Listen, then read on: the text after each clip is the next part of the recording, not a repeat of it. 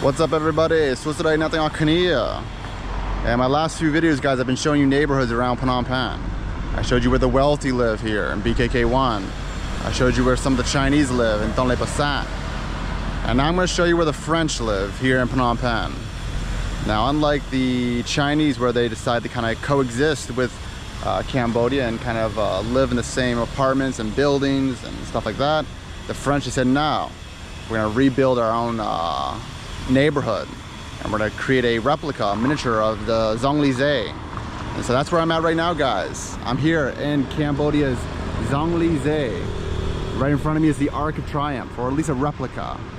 And I would say it's probably almost the same size, if not the exact size of the Arc of Triumph.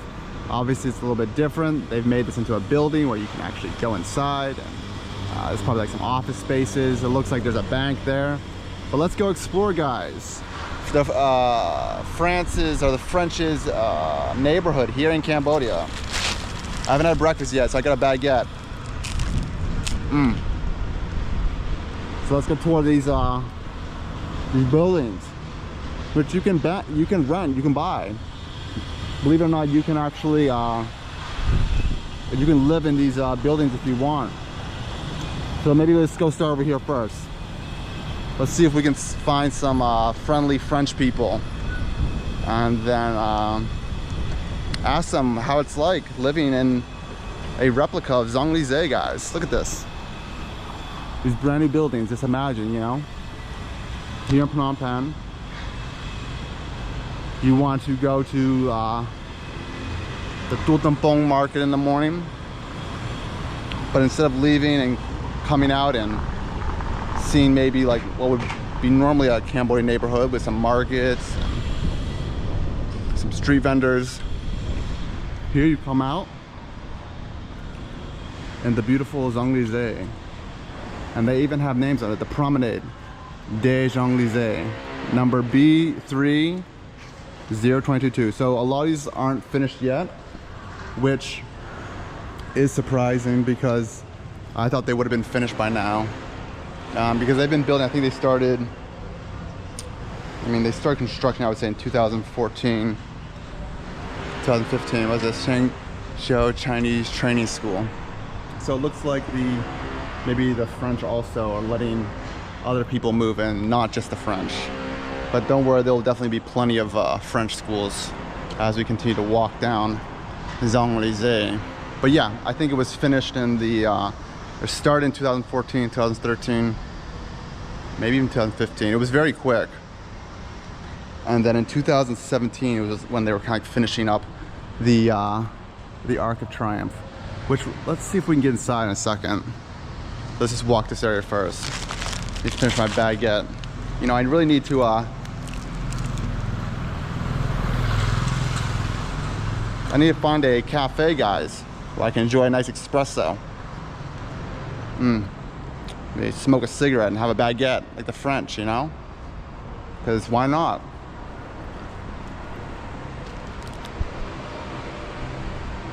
I would say out of all the neighborhoods in Cambodia, this neighborhood would probably be the coolest one. Like, a lot of you guys might be hating, but who wouldn't want to live in one of these buildings? So it looks like people are already kind of renting these out. They're preparing for things to move in. We have Flavors of Cambodia is coming soon. So we got some restaurants there. We got a ice cream shop here. Let's just walk to the end. Oh, what do we got here? Where's all the French food though, you know? I want some French food, that's why I came, guys. This is the French neighborhood of Cambodia. Okay. Some more Thai food. So it looks like, even though it's very quiet, guys, this will all be bustling with activities soon.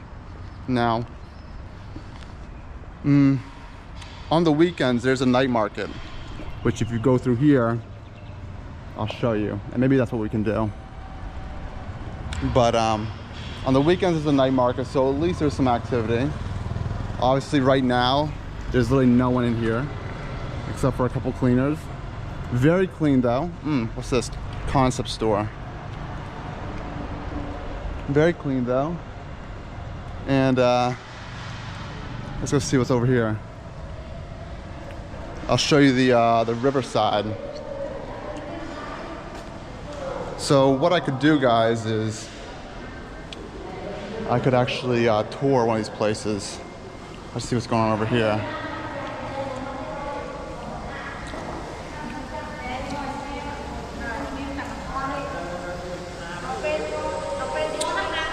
Some French people cleaning some dishes.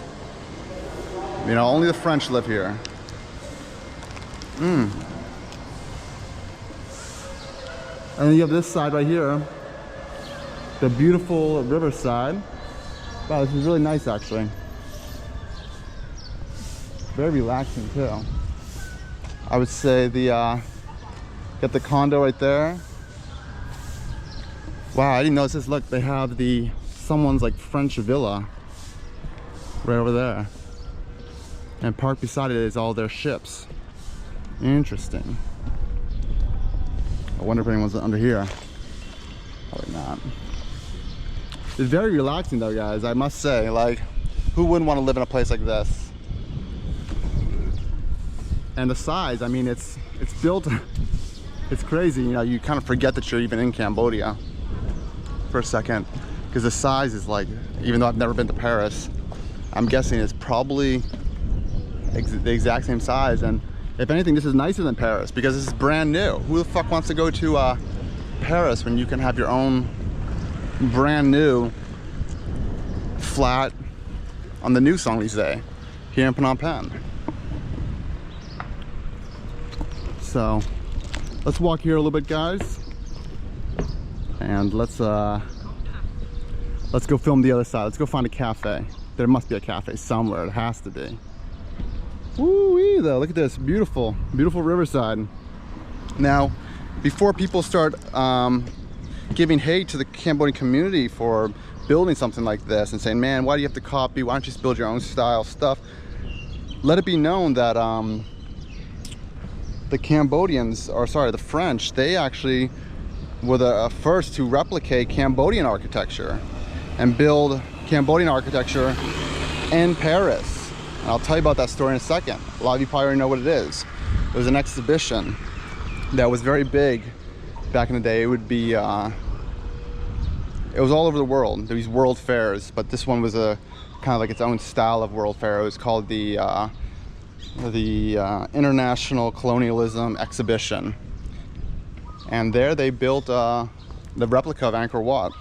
Or I mean, not replica, but close to it, in a size that is impressive. It wasn't just like that little crappy knockoff one that they built in Thailand. It was actually like a really nice one. They had Khmer people there, they had elephants. I'll put some of the video footage right here while I'm talking, but yeah, so that was something that the French were doing. So before, this is nice. I can see this being like a kind of like a hotel or something. Yeah, it's very nice. Just imagine that being your flat. You come out here, you get this beautiful view right here. But yeah, so technically the French were the first to kind of start copying the Cambodians, and they built this kind of replica of Angkor Wat for a few years at least, to kind of showcase and promote colonialism, and to get people to kind of sign up for it could have been even the French Foreign Legion, I could be wrong, but to get people to sign up for these colonial missions, and also to get the French to move over there, which a lot of them did. But the Arc of Triumph is kind of symbolic in some ways, because I believe it was in the beginning of the 1800s, Napoleon, he had just conquered Austria, or just won the Austrian War. He came back into Paris and commissioned this Arc of Triumph to be built to commemorate their victory, which I think broke ground a year later and wasn't finished till many years after he was dead, I think. But still, nonetheless, yeah, he wanted to have something that he could march under and kind of showcase his victory that he's been kind of defeating people all over the world.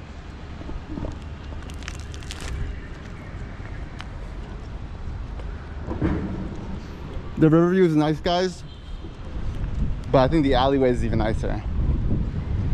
Let's see what's in here.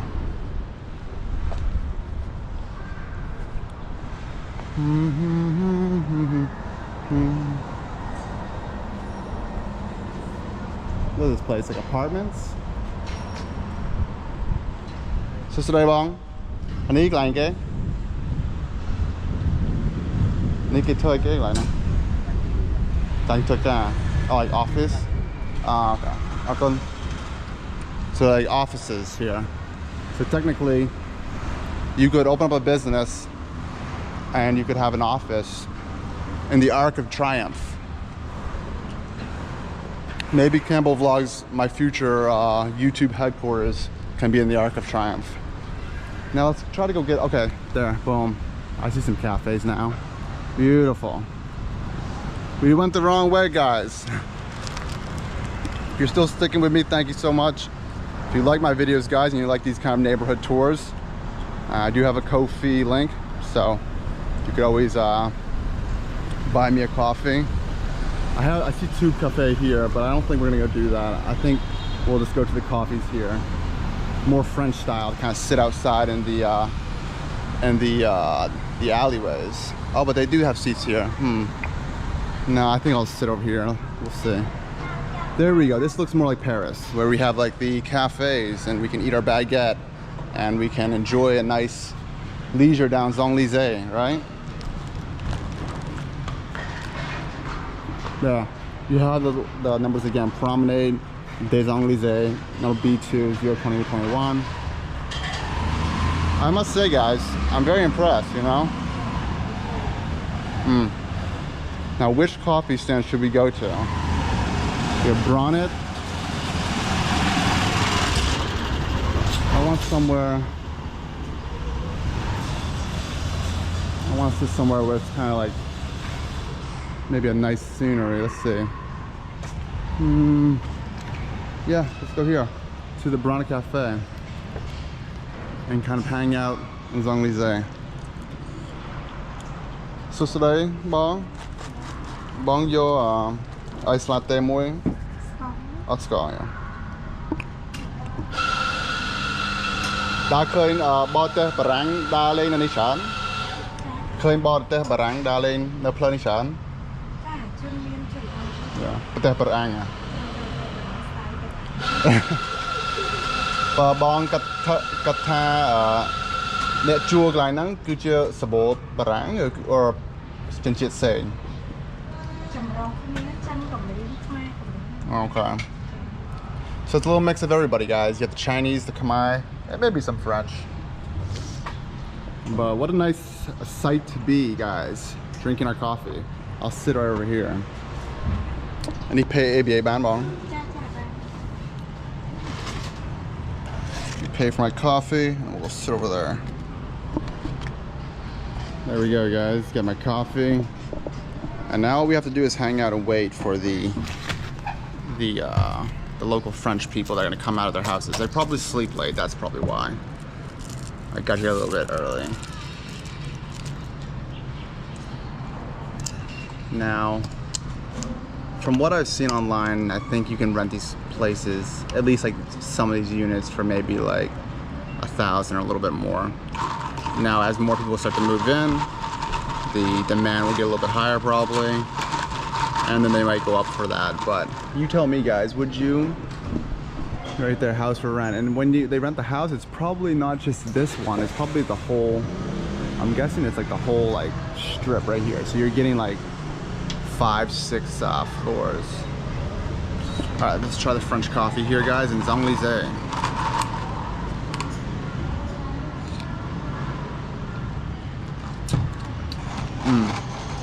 Perfect French coffee. They use Robusta, not the Arabica. People are kind of staring at me, and they're probably thinking, man, it's so cliche. There's this white dude sitting in this like fake Champs-Elyse that's built by, I think, by the Chinese, to be honest. Kind of like enjoying the moment, looking at the scenery, eating a baguette. I should have I really wanted to get one of those like those French berets, what are the hats? And wear one of those, just like wear one of the French hats, eat my baguette, and then just be like the stereotypical French dude sitting in Elyse. But people are probably like, they're like double looking, like, wait, what's going on here? Because maybe that's what they also were hoping too. What is that? If they built this, in some ways, very beautiful and impressive replica of Elyse. Yeah, maybe they thought that a lot of the French people would come in and do just that. Now, I will say this. If the people here in Cambodia could take anything from the French, and even in some ways the Vietnamese, which I learned when I was in Vietnam, was if they can take the art of kind of slowing down, sitting, enjoying a coffee, having like cafes like this outside with the small seats, and just kind of chill there, then this like project could become something. Because then people are kind of like, okay, where can I go get a good cup of coffee and just chill out, and it's also very quiet, it's peaceful, you don't have the noise pollution and stuff like that, then a place like this could work.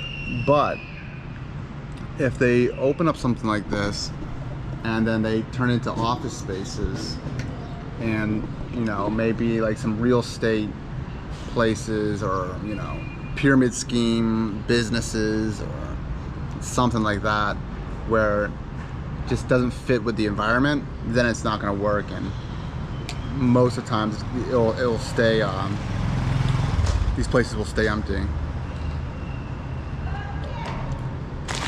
Okay. Also, another thing that I think I noticed here is it's very clean, but it's because they have a lot of people coming up and cleaning. If they could just put trash bins out, then, you know, after a while, people would just be throwing away their own trash. So that's something they could think about too.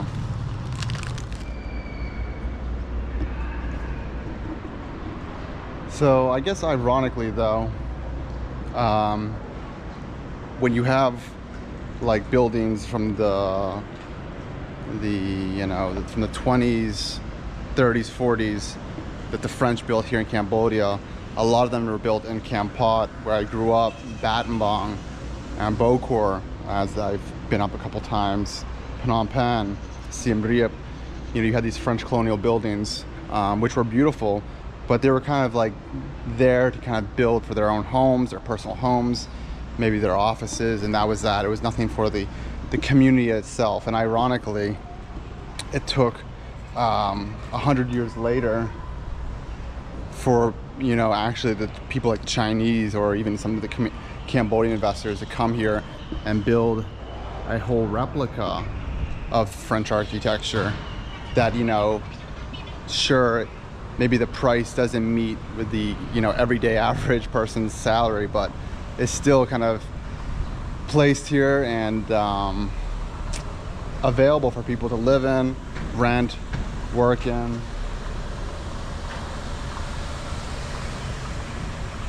But it's almost like it's like the same thing, right?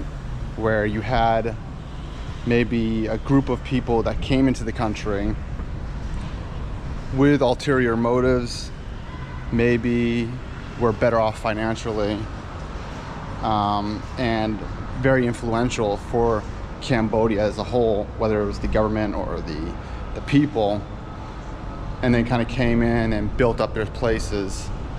Whereas, yeah, it's the same exact thing maybe. I'm just kind of like ranting. That's just kind of cool. It's like the little alleyways. That's probably the spots. But it's like behind someone's house. Yeah, so it's weird. It's like, seems like the same thing, right? And maybe this is how a lot of the Khmer people felt when the French came in the 20s. But I think the French did a lot of good too. They were building hospitals, they were building schools, which I would say people like the Chinese are also doing as well. But yeah, who knows, guys? You tell me what you think. In my opinion, I think this is a nice thing. I think it's a good thing that they're developing, and sooner or later, as the economy gets better, as people's income gets higher, places like this will get more and more filled up. And then it'll just be like one of those things where it's like you come to Cambodia, hey, have you been to Little Paris, you know? Have you been to Little Peking? Have you been to these like little neighborhoods? Because I think someone commented in my last video where I was talking about the Chinese neighborhood, and they said everywhere you go in the world there's a Chinese neighborhood, and that is true. Like whether it's the US, Vietnam, Thailand, anywhere, you have these communities everywhere. So I would say don't just jump to conclusions and start hating on these people, because you know, maybe it is a good thing, maybe to have this like variety of like cultures and stuff like that. But yeah, very cool place, guys. Golf Bike Diamond Island. If you want to come and check this place out, come and check them out. I think later I'm going to come and film like a night market video and showcase some of the things where like the locals like kind of come out at night and they kind of enjoy this place, because it is clean, it's peaceful, and yeah. All right, till next one, guys. I don't know if I mentioned it yet, but I do have a Telegram group. Feel free to join there as well. There's already a bunch of people in there, and it's just a kind of a community where you guys can kind of hang out and talk to some like-minded people. But yeah, thanks for watching, guys, and peace out.